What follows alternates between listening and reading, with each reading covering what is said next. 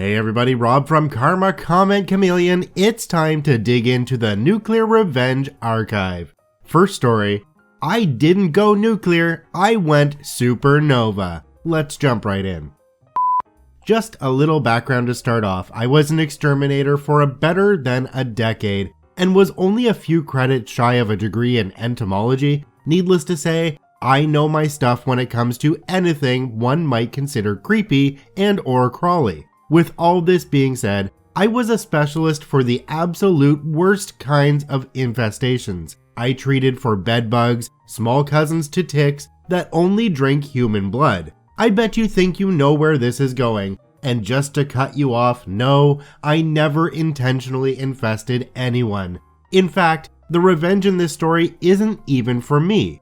It was for what turned out to be one of the sweetest women I have ever met. For the purpose of the story, we are going to call her Mary. She was a nurse in World War II. I was called out to Mary's home by the management of the subsidized apartments. She had complained about a small bug issue. What I found when I got there was not a small bug issue, and still haunts me a little to this day. When Mary answered the door, she was covered in bed bugs, her hair, her clothes, even crawling on her hands. Without going into too much grisly detail about insect biology, this isn't normal. Bedbugs don't like touching human skin, and they don't hunt when people are up and moving. That is why the bed is the most prevalent place to find them, and thus the name. I immediately called an ambulance, waited on them to arrive, and warned them about the very real possibility that anywhere they took her would be in severe danger of being infested if they didn't do something to decontaminate her.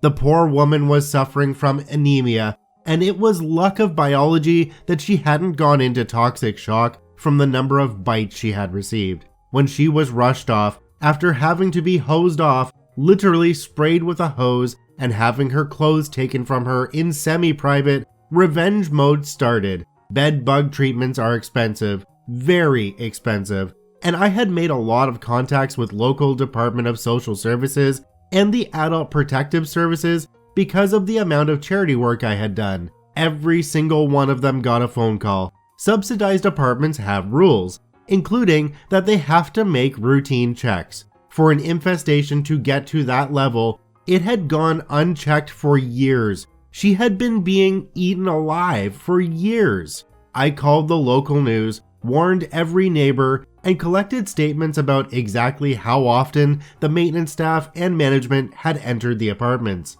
Once DSS and APS was done, I urged every single person who was put in jeopardy of infestation to file civil suits, and recommended a lawyer I had done some work for in the past. He was more than happy to take the cases as a class action suit. By the end, I had the manager of the apartments arrested for elderly abuse and neglect, and the entire staff from the top down fired. They had been falsifying paperwork, saying that they had been inside the apartments, performing routine maintenance, and generally scamming the government for services they didn't actually provide. I visited Mary for a while after that, checking in since it didn't seem anyone else had in a long time. She was a wonderful person, and she never deserved to have to live like that. Her health recovered for a while, but time eventually came for her. I'll never forget her or forgive the people that allowed it to happen in the first place.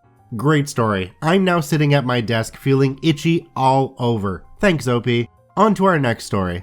I gave my babysitters the worst poison ivy rash and got them grounded for it. Let's jump right in. This story isn't long but requires a tad bit of setup. When I was little, I lived out in the middle of nowhere and was often over at my mom's friend's house where her kids babysat me when I was about 4 to 10 years old. The kids were boy 5 years older than me and girl 3 years older. They were always mean to me and gaslighted me all the time. Okay, on to the story. This happened when I was about 8 or 9. Because we were in the middle of nowhere, we had the entire woods as our playground. One time, they decided to go on a long walk in the woods and took me with. After we'd been walking a while, they decided it would be funny to push me down and run back to the house without me.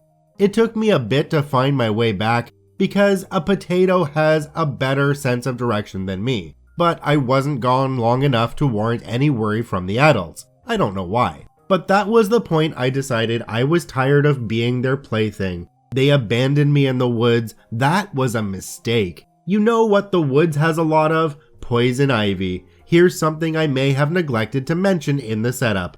I am 100% immune to poison ivy.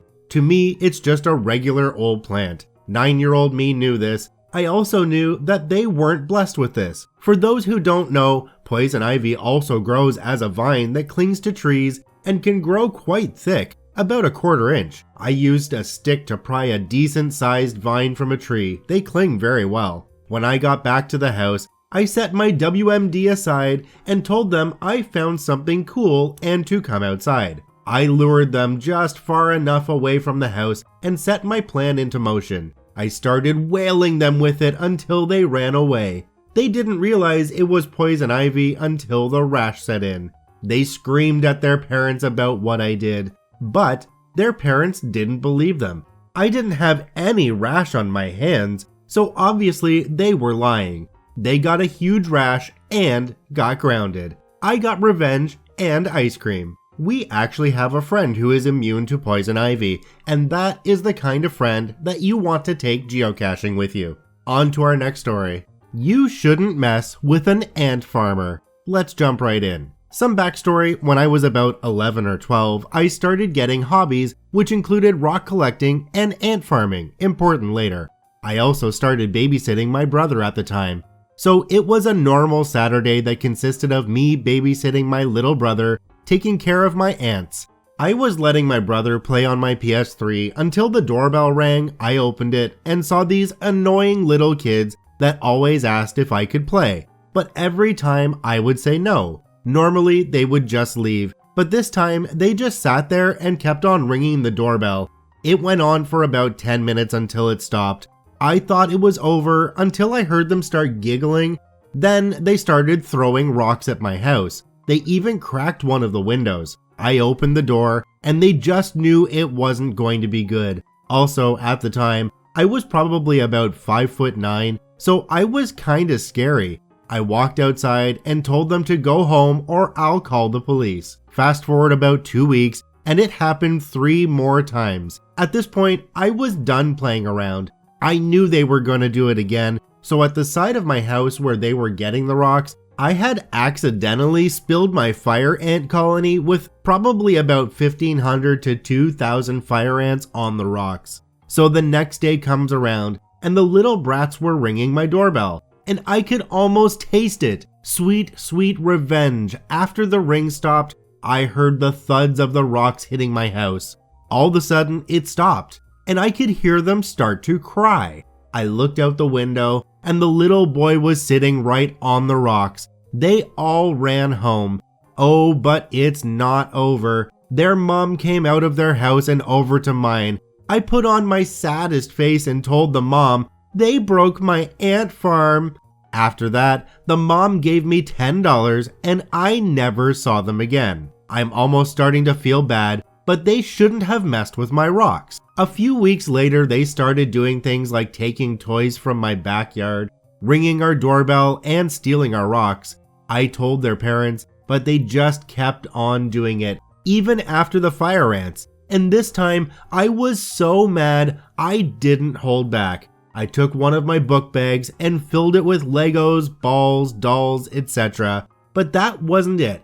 I had one of my subterranean termite farms and emptied it into the bag. I gently put my book bag in the grass and waited. I went to feed my brother lunch, and when I came back, it was gone. Fast forward a couple of months, and their house was on quarantine for the bug infestation. Karma is a bitch. I also wasted almost $500 worth of bugs. No, I'm not itchy. Not at all. I'm just, I like rubbing myself all over the place.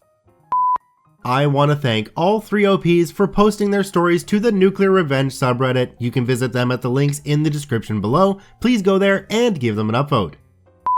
Once again, this is Rob from Karma Comment Chameleon saying thanks for watching. If you enjoyed the video, please hit that subscribe button, drop a like, and share it with your friends. And we'll see you in the next one.